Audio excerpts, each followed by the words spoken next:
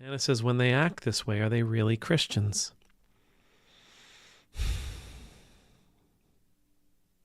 They don't look it, but I wouldn't want to. I don't like labeling people in like that. Just because people think differently, act differently, vote differently than me doesn't mean that they're not Christians. It doesn't mean that they're not Christians. You know what? On that note, one last thing I'm going to share with you. This was a comment that I received a couple of weeks ago. And honestly, I was cleaning up my laptop and found it and thought, oh, I really wanted to talk about that because I think it's a really important thing. And whereas Nana just sort of mentioned that, are they not Christians? Let's take a look at this. So this came from our friend Lisa. And Lisa says, I have literally had a fundamental Baptist tell me that Catholics weren't Christian and not saved. It really bothered me because my grandfather was Catholic. Has anybody here ever had a similar experience? Have you had a similar experience to this?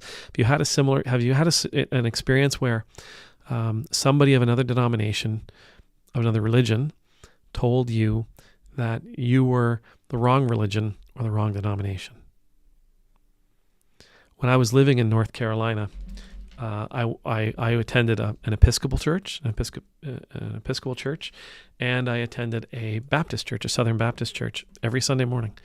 My kids and I, we went to church at 8:30, for Eucharist, and then at 10:30 we would go to the Southern Baptist church for worship, and it was good. It was lovely. I liked people at both places. There were positives and negatives of both churches, but I was fed and I needed it. And I think it was good for my kids too. I went to the Southern Baptist Church one day with a set of prayer beads, like these ones here, that a good friend of mine, a real good friend of mine gave me. And I was praying with them during they always had a time of prayer in the middle of the service, and I just had my head down and I was fiddling with these beads and praying with them.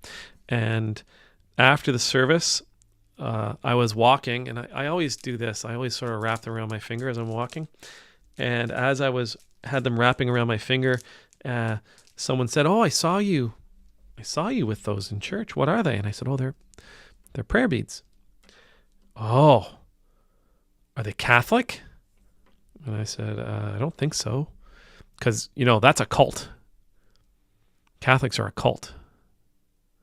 I said, "Well, I didn't, we were in church. We were in the building. I didn't really know this person all that well. I wasn't going to argue with them all that much." But I said, "I don't think so." I said, these are Episcopalian prayer beads, Episcopal prayer beads, Anglican prayer beads. And, but as far as Catholics being a cult, they're Christians. They do it differently than we do, but they're Christians. Now, fast forward 20 years, and I was tending bar at a fundraiser for a yacht club, a fundraiser for a sailing club that I was a part of. And this person that I was serving, she said, "I'm a salter." It's like, woof, that's amazing. And which means she sings. She sings in her Roman Catholic church. I said, "That's fantastic. That's brilliant." She said, "Yeah, I really like it." And we talked about it a little while, and she said, "I heard you're a priest." And I said, "Yes." And so we talked for a little bit more about faith and about this and that and worship and what it's like to sing and all these other things. How she was talking about how she really feels that singing at funerals is a valuable ministry, that she really feels like she's offering something of value to the family. And I said, "Absolutely, yes, no.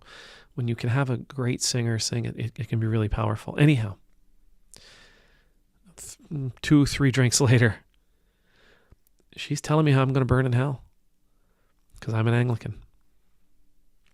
Catholicism is the only way forward. The Roman Catholic Church is the true church. It's the only church. No other church holds the truth. All other churches are leading people astray. So on and so on and so on and so on and so on. Southern Baptists, they Catholics are a cult. Roman Catholics say, that they're the only holders of truth. And, please, not every Southern Baptist would say that, and not every Catholic would say that. Obviously, I'm making a generalization, but the bottom line is this happens. This happens because I think primarily because we're afraid that we're not superior. We have this desire to be the one and only. We have this desire to be the only one that can be trusted. Because if others are doing it just as well as we are, or others have a truth, or others have a way to heaven, a path to salvation, well, then maybe people won't need us. Jesus never desired to create denominations. Jesus, I don't think, ever desired to create a religion. He wanted true worship. He wanted true religion. He wanted to help people of faith grow in that faith, to grow closer to God, to be more like the ones that God created us to be. But in our, I don't know, maybe it was a matter of our early training when we were being persecuted by others. Maybe in order to avoid persecution, we've taken on an air of supremacy. You're doing it wrong. I'm doing it right. Everybody else is doing it wrong. I'm the only one doing it right. You don't have the keys to heaven. We do. You don't know the way to heaven. We do. My guess is none of us got it right. As an Anglican priest, my guess is that none of us have it right. And just so you know, I've had similar conversations with people of other religions as well. It's not something that's limited to Christianity. I've had conversations with Muslims. A Muslim gentleman I can think of who was very lovely and very warm and very kind, who told me that I was destined for the pit. I wasn't going to see heaven because I was doing it wrong. I don't think any of us have it right. Honestly, I don't think any of us have it right. I think all of us probably have a certain amount of truth, maybe 5%. And my guess is one of the things that we must do is learn to appreciate the differences within our faiths in order to come to a fuller understanding of God, in order to come to a fuller theology. Not just look for the things that are the same, not just look for the things that are similar, but look at the differences. Closely look at the differences. Explore them.